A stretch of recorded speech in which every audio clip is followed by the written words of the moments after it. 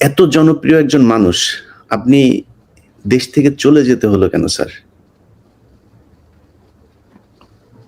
সেই কাহিনীতে এই মুহূর্তে যাওয়া ঠিক হবে কি? মাফ করে দিয়েছি। জিয়া রহমান আমাদেরই একজন ছিলেন।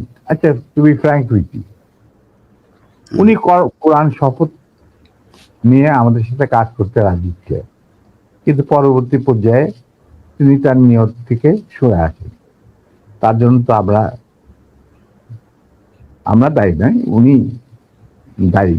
এবং যদি ভালো করে থাকেন সেটা প্রাপ্য তিনি হয়তো পেয়েছেন, যদি খারাপ করে থাকেন সেটা আমাদের সাথে না চলায় যদি তার কিছু খারাপ হয়ে থাকে তার জন্য তো আমরা দায়ী নেই। তবে হ্যাঁ, একটা সময়ে আমি যখন চীনে ছিলাম রাষ্ট্রদূত, তিনি